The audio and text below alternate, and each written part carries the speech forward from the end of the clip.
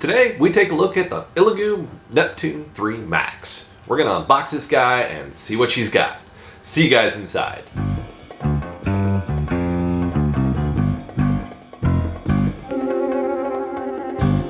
Hey guys, welcome to today's video. We are unboxing the Elegoo Neptune 3 Max today. We are gonna take a deep look at this printer as it is supposed to rival the CRM4, and I'll talk about that a little bit more here in a little bit. But large build platform, we have a fast printer, a $470 price point for basically, I think it's a 400 some odd millimeter build plate. I mean, this thing is a massive build plate. So we're gonna open it up, we're gonna put it together, we're gonna take a look at it, and then we're gonna hopefully get it started off on its first print in this video. So that's the goal today, is to get out of the box. We're gonna have to move to a completely different area outside of this studio room that I work, because, well, I just don't have enough space in this room for this printer currently, due to some other projects that you can see on my benches. So we're going to move over and take a look at it. But again, Elegoo Neptune 3 Max. The price point, $470. Links will be in the description down below. We're going to open this guy up. We're going to take a look. Now, before we hop over and start doing that, I downloaded the default profile in Cura and looked at some projects that I've been doing on my CRM4. And this guy's doing it in half the time, says it'll do it in half the time of what my CRM4 is taking. So I'm a little curious about that, because the CRM4 took quite a while to get the profile right. That was kind of a disappointing factor with the machine, is getting it the machine basically came completely uncalibrated, which sucked. Luckily, I've been doing this quite a long time. I got the machine calibrated, but it's not a first-timer machine, unfortunately. So I've talked to a couple of guys here that have gotten this machine. They're ecstatic with it. You know, build time is about 20-30 minutes. I know one, Douglas, he got it done. He has the smaller version. It was ready to go and test print in 15 minutes. So we're going to actually get this out of the box. We're going to look at the components, and we're going to go from there. So that's the fun of it. If you're new here, make sure you hit that subscribe button. If you enjoy this unboxing and want to see more stuff like this, make sure you hit that thumbs up button. And also, if you have any questions regarding 3D printing, if I can try to answer it, hit it down in the comments down below, or also my email address is on the About page. So definitely let me know if you have any questions. So let's hop over and let's take a look at that printer. All right, guys, so here's the M3 Max, or yeah, the Neptune 3 Max. We've got this printer, I mean, just, it's just a huge printer. And it's going to take a little bit to get it out of the box. I may time-lapse some of this, but basically we're going to get this pulled out of the box. We're going to take a look at the components, we're going to assemble it, and we're going to get it started. Now, just so you know, this is actually the second Max that's come into the house in the last couple of weeks. And I did an initial recording and lost the audio, so hopefully this time goes out well. But I've already assembled one, and I can give you some info on what I think of it too. So let's start pulling this out of the box. You guys can see this box is massive. And key thing, no trampling. So let's get the box open and start taking a look in here. So we've got the instruction booklet, which is key to any build, never disregard. We've got the goodie bag with all kinds of goodies in here. Now, one thing that I immediately see off the bat that gets me hot under the collar. It's Rapid PLA Plus. This is a 400 millimeter by 400 millimeter printer. And you send me this little bitty thing. This is probably enough to do the Buddha test print. But honestly, what? This printer is $470, and you send me this. How hard is it for these companies to send you a full spool? Because sometimes going through calibration and stuff can eat a lot of filament. It's just a pet peeve of not even this company, all the companies do this. Send a full spool, splurge the $15, give them a full spool to work with. Because, you know, I know what I'm doing. A lot of people are just starting out and turning to videos like this and stuff to figure out how to get this printer going. Come on. All right. Power cord. controller holder, filament arm holder, rest of the filament arm holder. Go ahead and screw that in before I lose it, because, you know, I tend to lose things. Oh, go into your home. I know you go into your home. Come on. There we go. All right. And we have a glue stick. Now, some people will really want this. I have not had to use this yet, so we're going to put that over there out of sight. Now, other things included. The goodie bag is all good and dandy. We've got our spare nozzles, our micro SD card with USB thing, some spare Bowden tube. We have the filament detection switch. We have all of our handy dandy tools. Here's our bolts and parts that we'll install. The USB cable, the clog poker, which I don't use those. One of the most important tools you need with any printer, a good pair of snips, and a plastic putty knife. All right, so goodies everywhere. All right, let's get into the meat and potatoes here. All right, got our main frame. All right, so you guys can see, this thing's huge. I fit in it. And it's huge. The belts are going to need some tensioning, which is never a bad thing. But this gives you the scope of the height that we're going to print at with this printer. So I'm going to set this down out of the way so I don't knock it over, because there's other parts we got to get out. So big piece of foam goes away.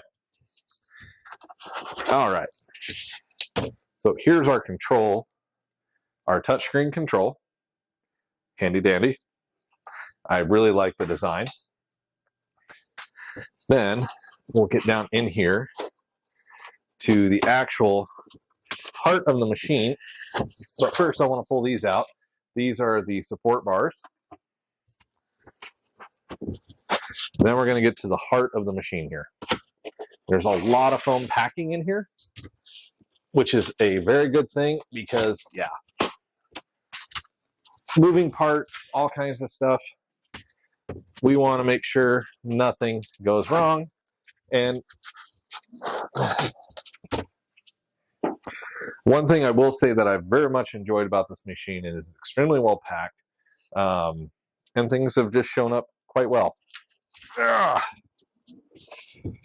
But here is the meat and potato and soul of the machine. Oh, and it is heavy. As you can see, we've got a nice pie build plate, nice amount of cabling, all kinds of fun stuff. So I'm going to set this out of the way, and we're going to do the fun part now because we're done with this. Let's get it out of the way. Bye-bye box. Let's get this machine up here. All right, so here's the heart of it. There's still some packing bits to get out of here. We'll get all that out of here and away. So we got the base of the hardware. Now I do like, you got built-in tensioners, built-in tool drawer, the controller will mount here, USB, micro SD, power is right here. No need to be concerned about adjusting for 115 or 240 or 115. All bits are right here. I love the design. I love the magnetic metal build plate that comes standard on the machine. The only thing that I wish was a bit different with this was some pegs to actually slot it in properly, but you know, I'm sure there's a 3D print I can do to upgrade that. So just to kind of keep that in mind, but magnetically attached. There are a few, we're actually going to go get these right now, a few placeholders we need to get out so that we can actually move the bed back and forth freely. There we go. And I can go ahead and check the belt tension, tighten that belt up. There we go. Very nice. All right, so let's start adding on the T-frame. So the first thing I want to do is I want to go looking for my parts bag. There's 4 bolts to put on the top frame. They're the HM5. bolts. There's not a lot of bolts in this machine, so that's kind of the fun thing about it. So I am going to quickly get the top of this machine turned built in. You'll need the Allen wrenches and the Allen wrench kit in the toolkit to accommodate that. And usually, if I remember right, it's the largest one in the kit. Yep. So I am going to start putting on the 4 bolts to put on the top of our frame. And the way I do it is very simple. I put it on a table and I pull the printer just off, so I can access the 4 bolt slots underneath. Believe me, they stand out. I can push them through and start getting them in. So it's 2 on each side.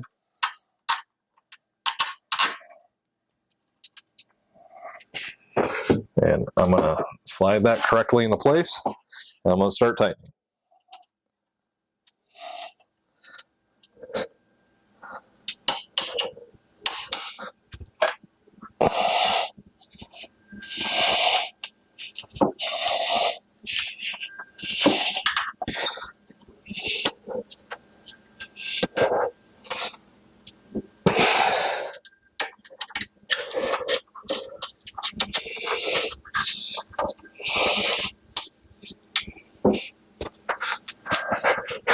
Then I'm going to reverse and do the same thing on the other side.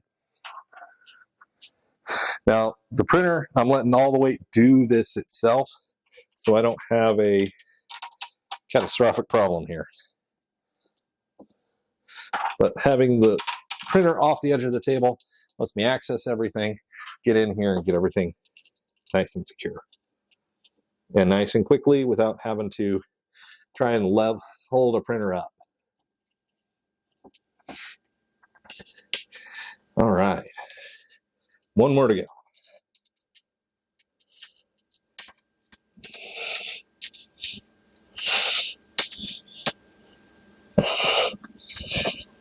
And you want those good and tight. There we go. All right.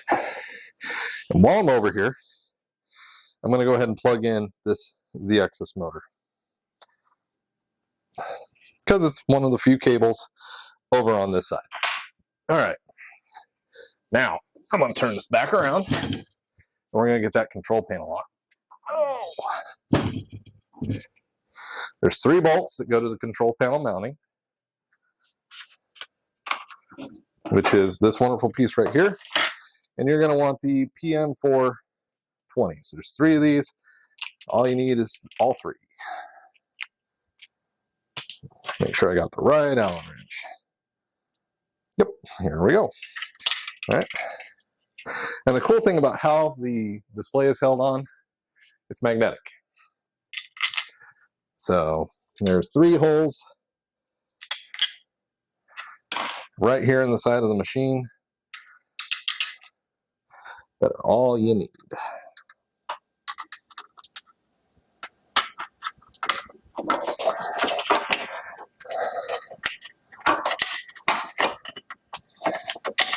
And what I usually do is I'll get one started, then I'll start the other 2. That way I can just tighten them in. Because a lot of times you can just hand tighten a good ways.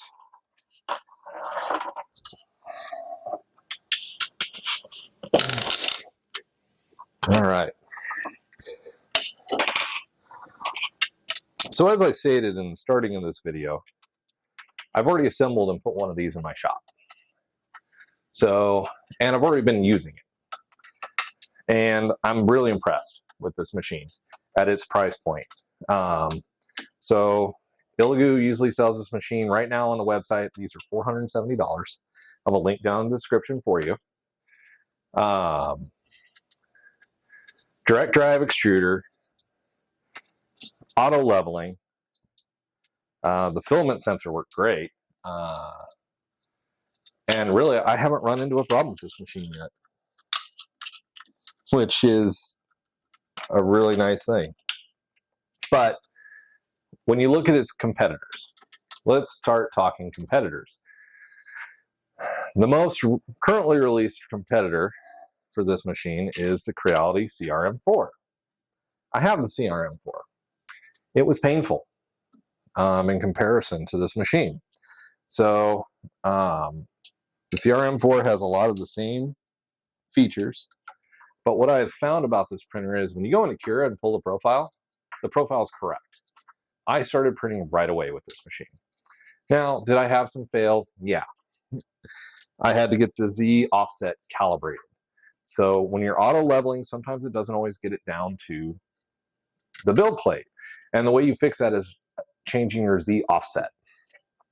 Your Z offset is a setting in the control panel that you can, if you take it negative, it'll bring the nozzle down. If your nozzle is too close, you take it up to positive and it brings it better. And the control panel just plugs in right there in front. Boom, there we go. We are cruising. So now I'm going to go ahead and put on the bracer bars. But in comparison to the CRM4, my speed is just fantastic. I'm printing almost twice as fast on on almost identical projects. This printer is just cooking. You guys can see the setup is it's a little bit of work. But compared to some of the Creality machines that I've set up in the past, this has been a breeze. So setup time in the real world for me setting up this printer is roughly being about 35 minutes. Now, again, why is it taking you so long, Mike? Well, it's a big printer. She's big, and it's just taking me a little while. Plus, I'm stopping, talking, pointing things out as I go. So, fault me on that. Some of you may have built better. I know one of our viewers, he got the Pro version and was up and running in 15 minutes. Now, the Pro version, I would equate it to another one of the Creality printers of the CR10 V2 or V3, whichever one you want to equate it to, for its size. Now I'm just getting this pinned in here real quick. I'll tighten it up here in a second.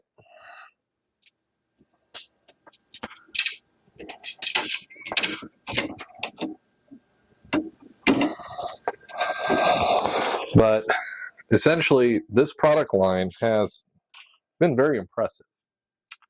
I've been very happy with it. And I'm hoping this one works just as good as the first one did.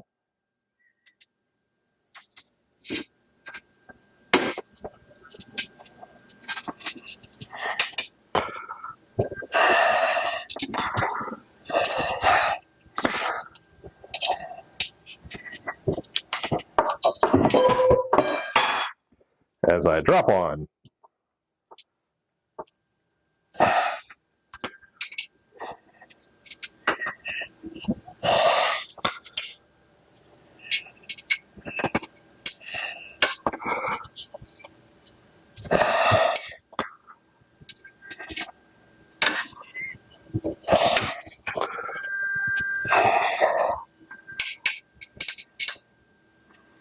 All right, get these nice and tight.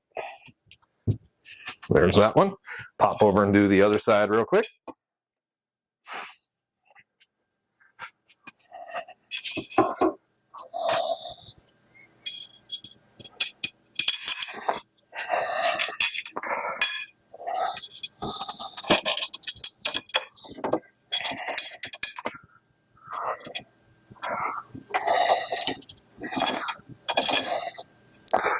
All right, get this upper portion connected, and we'll have our braces.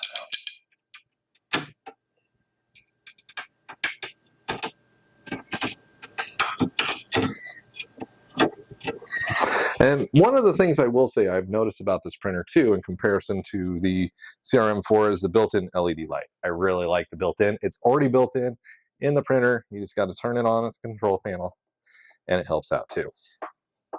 So we've almost got the bracers. There's the bracers. They're in. All right. We've got our bracers in. Make sure I'm not skipping something. All right, so we've already put our T-frame in, we've mounted our monitor, we plugged it in.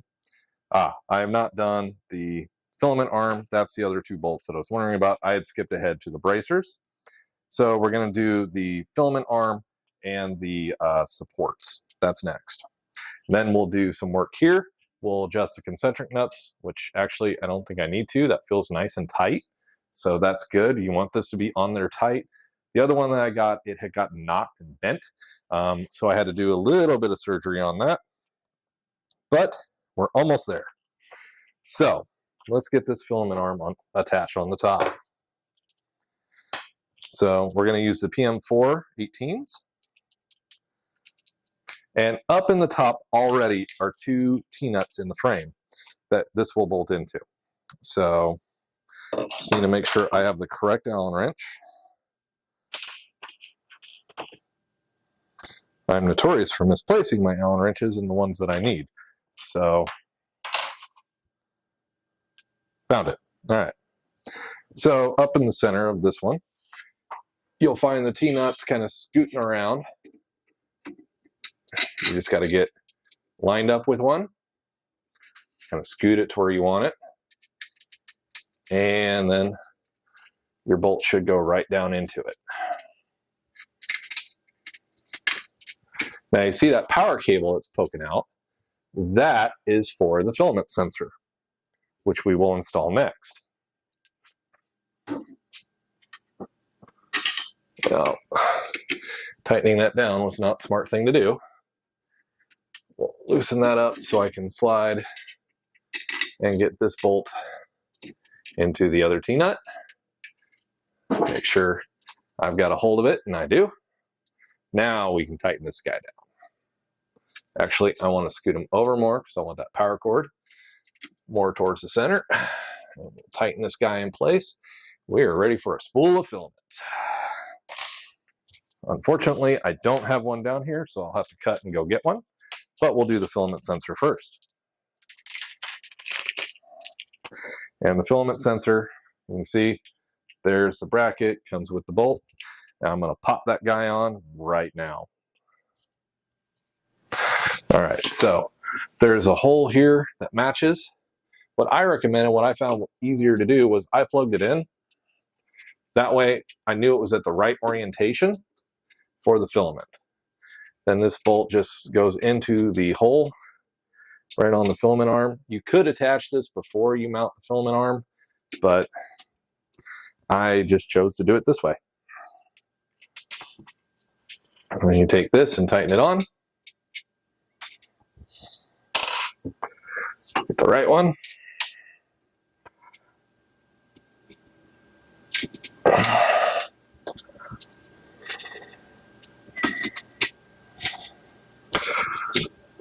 All right, and there's the filament sensor. It's already plugged into power. The only last bit that we got to bolt on is a cable bracket. And that will be for the cable that goes out here to the X unit.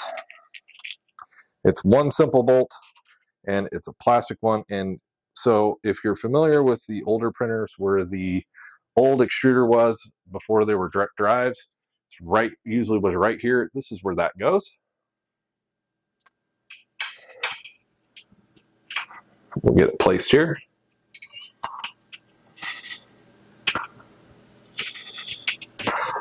It's a really simple install, but at the same time, I need to grab the cable because we want to make sure, we want to get that in the bracket.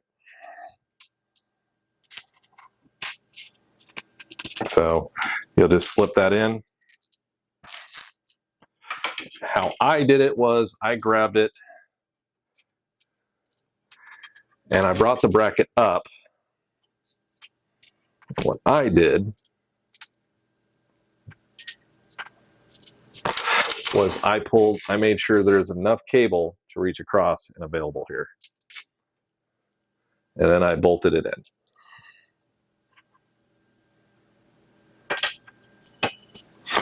That way I have the full radius of the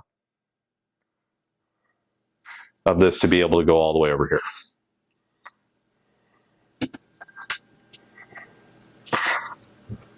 So I'll tighten that down. It's in its clip.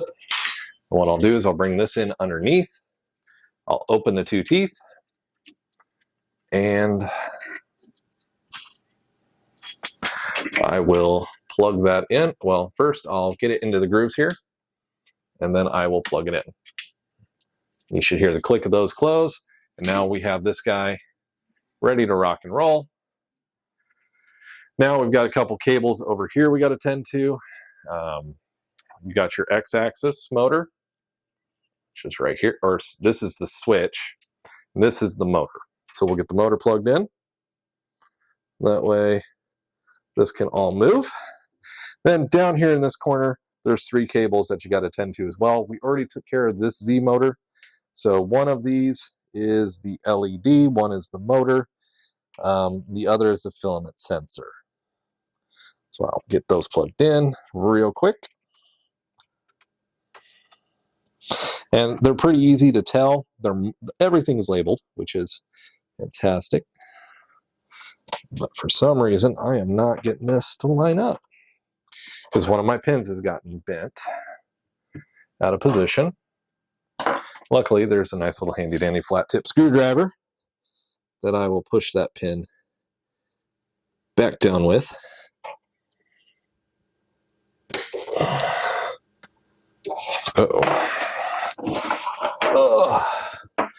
Get in here and hopefully fix this without busting the pin. There we go. Got him pushed back up. So we should be able to hopefully get this to slide on. There we go. Then we got the filament detector. And slide that in. Then we've got the LED plug. And I'll slide that in.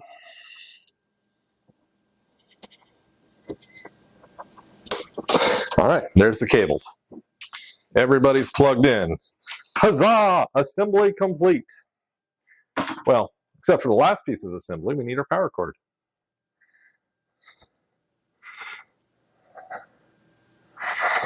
We'll plug this in and we'll fire her up.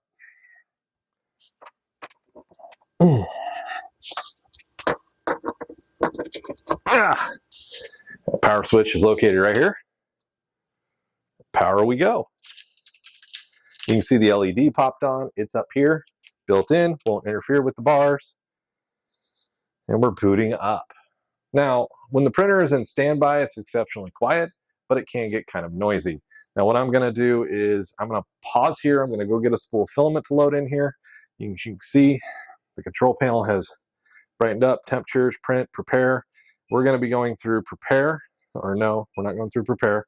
We're going to be going through leveling is the next phase.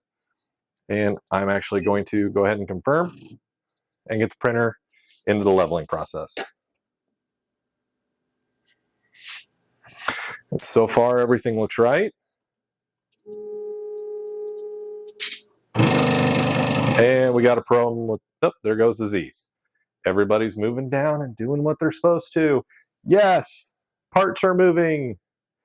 That's what we want to see.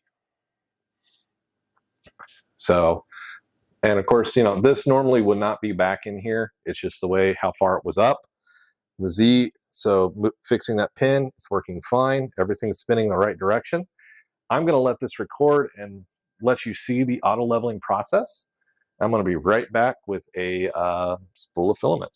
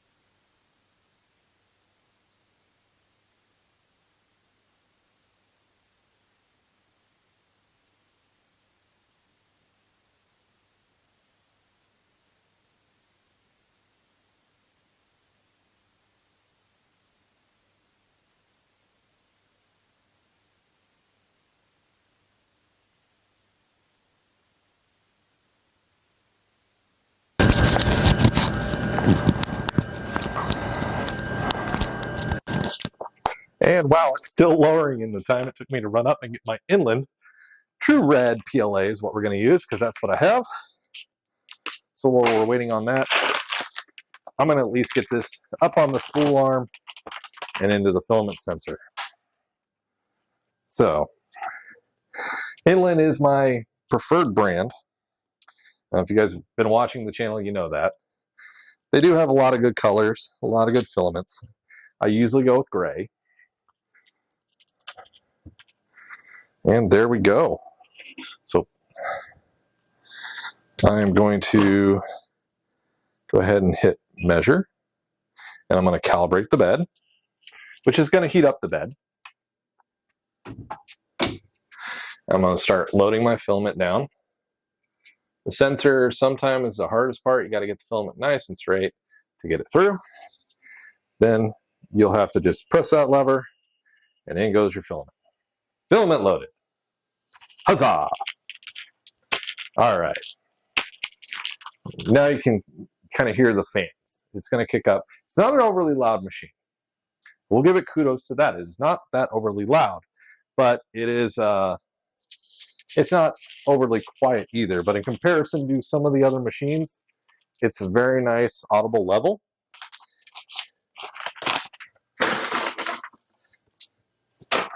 It's not loud, but it's not whisper quiet.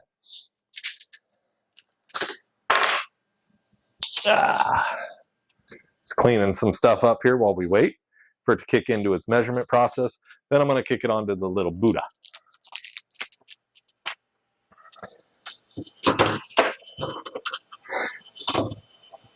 But definitely, if you're doing your auto leveling, you want to make sure you're doing it while it's hot, which is right around 60 degrees. And it's going to go ahead and pop the nozzle up to about 140, just to kind of get that through the process. So I'm just kind of gathering up my tools and other stuff here. Put in the handy dandy front tool door. Yep, I need the SD card for the file, so I'll get that out. I do like one thing, they sent the USB cable. I like that.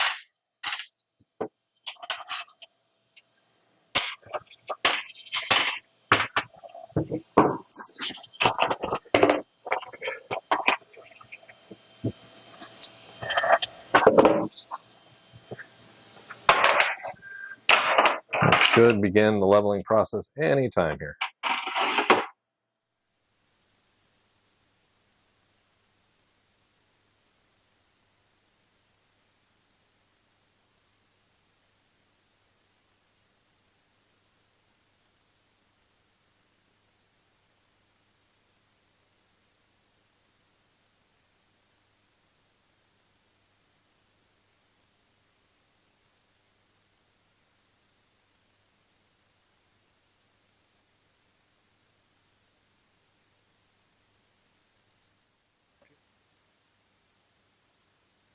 And you guys can see during this process, it's not short. This takes a while to actually level and get its measurements. Compared to some of the other printers that I know, this one takes a lot of measurements. It's very detailed on getting itself into a level process. Now, sometimes, yes, you may have to do this and redo this leveling process. If you've moved the printer or something like that, new nozzle, you want to go through this heated leveling process. So the next thing that I'm going to do will probably be kicking into the to an actual test print. And by doing that, what I'll be doing is using the test print off the micro SD card, it's a little Buddha figure, to calibrate in my Z offset, to kind of see where the nozzle is, make sure I'm getting that good perfect squish on this wonderful heated bed. So I am actually going to go ahead and insert that so we get ready for that next phase. And there we go. Calibration complete. I'm not liking what I'm seeing here though. That shouldn't be going down like that, which is probably a sign that I've got too much available to it. So I'll pull it back. All right. Pay attention to the distance between the nozzle and the bed. about the thickness of an A can be adjusted by Z offset, which is what we're going to adjust. So right now it's at negative 2.29. I'm just looking at that nozzle and can tell we're too close. So I'm going to back it off to 209. And basically, a simple sheet of paper can tell you if you're too close, which we are. So this machine, the 199 millimeter is just about right. So I've adjusted the Z offset. I'm going to cop in here to print, and I'm going to do the Buddha. It's the only test file that comes with the machine. And we are going to kind of take a look, watch that first layer as it sets down. Luckily, the machine is pretty hot. The bed's already hot. So we just got to let the nozzle heat up to about 200, which I think is what the test print has. And basically, I'm going to keep an eye on that first layer. I don't know if I'm going to be able to capture this with the camera. I'm going to bring it closer here and get it down on that bed.